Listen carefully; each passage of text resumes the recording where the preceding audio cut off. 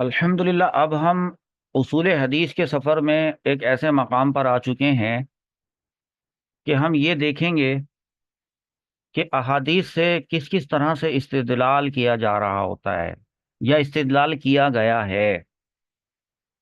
یہ جو لفظ ہے استدلال، اس کو پہلے سے سمجھنا ضروری ہے۔ میں یہ سبق تیار کر چکا تھا، اس لیے میں نے سوچا کہ اس کو پڑھا دوں، ورنہ میں اس کو آگے کہیں جا کر ذکر کرتا۔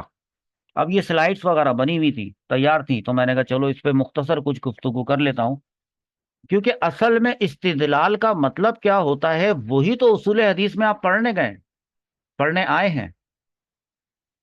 اصول حدیث میں تو امپورٹنٹ بات ہی یہی ہوگی کہ کون سی حدیث کس کیٹیگری کی ہے، اس کی سند کس اسٹینڈرڈ کی ہے، کون سے معیارات پر وہ پوری اترتی ہے، تو اس سے جب استدلال کیا جائے گا تو وہ استدلال ہوگا کیا۔ تو پہلے استدلال کا مطلب آپ کو بتا دیتا ہوں۔ استدلال باب استفعال کا صیغہ ہے، اس میں طلب کرنے کے معنی آتا ہے۔ باب استفعال کی ایک خاصیت یہ ہوتی ہے کہ اس میں مانگنے کے یا طلب کرنے کے معنی پائے جاتے ہیں۔ اب چونکہ اس کی حروف اصلیہ دال، لام اور لام ہے، جس سے بنا ہے دلیل۔ دلیل طلب کرنے کو کہتے ہیں استدلال کرنا۔ دیکھیے، حضور صلی اللہ تعالی علیہ وآلہ وسلم کی لاکھوں احادیث میں سے، جس میں قیامت کی نشانیاں ہیں، جس میں آداب سکھائے گئے ہیں، جس میں ایمانیات ہیں، عقائد کا بیان ہے، قرآن پاک کی تفاسیر ہیں، فتنوں کا بیان ہے، تو ان میں ہر حدیث میں کوئی حکم پایا جائے یہ تو کوئی ضروری نہیں۔ ہر حدیث میں کسی کام کو کرنے کا حکم دیا جا رہا ہو یا کسی کام کو کرنے سے منع کیا جا رہا ہو یہ کوئی ضروری نہیں ہے۔ یا ہر حدیث سنت ہو یہ بھی کوئی ضروری نہیں ہے۔ ہر حدیث سے کوئی شرعی حکم ثابت ہوتا ہو یہ بھی کوئی ضروری نہیں ہے۔ محدثین نے 3,500 3,500 3,500 احادیث کو الگ کیا ہے کہ یہ وہ احادیث ہیں جن میں احکامات بیان کیے گئے ہیں۔ احکام سے مراد یا تو کرنے کو کہا گیا یا روکا گیا۔ 3,500 احادیث، اور ان احادیث سے ہی استدلال کیا جائے گا، دلیل طلب کی جائے گی، اور دلیل طلب کرنے کے بعد کوئی حکم ثابت کیا جائے گا، کیا جاتا ہے اور کیا گیا ہے۔ اس سلسلے میں کام کی بات ایک بڑی امپورٹنٹ نوٹ فرما لیں کہ حضرت علامہ حافظ ابن حجر عسقلانی رحمت اللہ تعالی علیہ، میں ان کا زبان اپنی نام سے لیتا ہوں، مجھے بہت لطف آتا ہے روحانی۔ حضرت علامہ حافظ ابن حجر عسقلانی رحمت اللہ تعالی علیہ، انہوں نے آج سے 900 سال پہلے ایک کتاب لکھی، اور اس کتاب کا نام ہے بلوغ المرام، با لام واو غین، بلوغ المرام، بلوغ المرام۔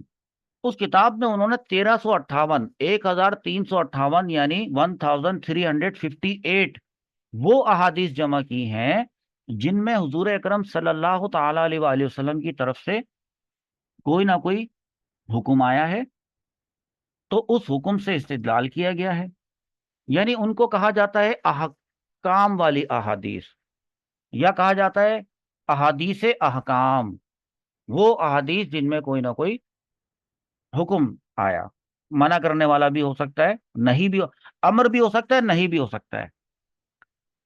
تو وہ ساری کی ساری احادیث ظاہر سی بات ہے کہ قابل استدلال ہیں، وہ کسی نہ کسی شرعی مسئلے میں دلیل بنتی ہیں۔ تو کسی نہ کسی شرعی مسئلے میں کسی حدیث کا دلیل بننا یہ کہلاتا ہے کہ یہ حدیث ہو گئی قابل استدلال۔ اب اس کو ذرا مختصر ایک کنٹریبیوٹ کر دیتا ہوں، کنکلوڈ کر دیتا ہوں کہ استدلال دراصل وہ عمل ہے، پہلے تو جان لیں کہ یہ ایک عمل ہے، ایک فعل ہے جس کے ذریعے کسی شے کے اثبات یا نفی کے لیے دلیل حاصل کی جاتی ہے۔ اس بات کہتے ہیں ثابت کرنے کو، اور نفی کہتے ہیں کسی چیز کے کی نفی کرنے کو۔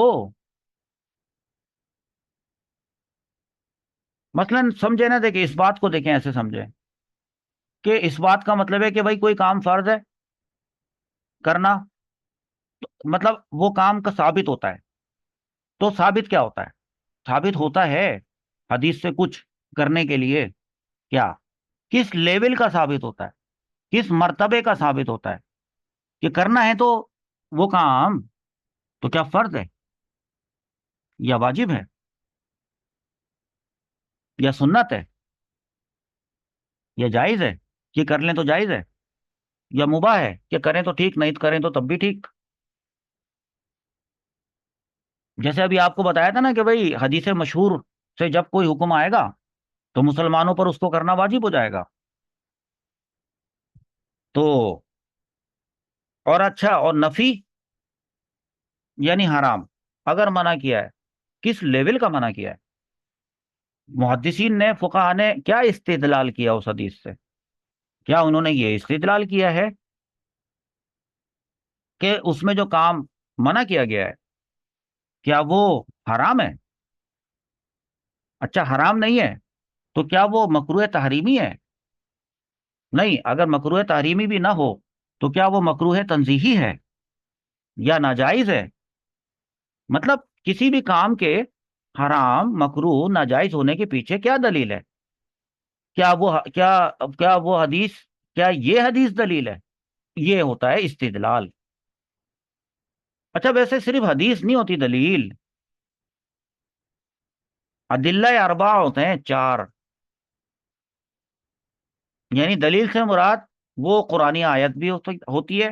نمبر ون، چلے ایسے بتاتا ہوں، نمبر ون قرآنی آیت دلیل بنتی ہے، نمبر ٹو حدیث جو قابل استدلال ہو وہ دلیل بنتی ہے، نمبر تھری اجماع، اصول فقہ میں پڑھاؤں گا آپ کو انشاءاللہ، اور قیاس، نمبر چار قیاس۔ یہ وہ ہیں چار چیزیں جو حکم کی طرف رہنمائی کرتی ہیں، حکم کی طرف لے کے جاتی ہیں کہ وہ حکم کیا ہے، فرض ہے، واجب ہے، سنت ہے، جائز ہے یا ناجائز ہے، مکرو مکروہ اور حرام وغیرہ۔ تو اینڈ رزلٹ یہ نکلا کہ جب کوئی حدیث، توجہ سے سنیے گا، یہ ٹیکسٹ جو میں نے بولا ہے مختصر طریقے سے نیچے ڈسکرپشن میں ڈال دیا ہے، لیکن یہ والی لائن جو میری آخری لائن ہے نا، اس کو ذرا توجہ سے سنیں سنیں۔ جب کوئی حدیث محدثین کے طے کردہ معیار پر پوری اترتی ہے تو اس کو شرعی معاملات میں دلیل بنایا جاتا ہے۔ پھر سنیں، جب کوئی حدیث محدثین کے مخصوص طے کردہ معیار پر پوری اترتی ہے کہ سند ایسی ہونی چاہیے، تو سند میں یہ ہونا چاہیے، وغیرہ وغیرہ، وہ معیار پر پوری اترتی ہے تو اس کو شرعی معاملات میں دلیل بنایا جاتا ہے، ایسا کیا جاتا ہے، اور ایسی حدیث کو قابل استدلال حدیث کہتے ہیں۔ اور پھر آپ کو بتائیں گے کہ استنباط، آخر میں تو، یہ کس کو کہتے ہیں؟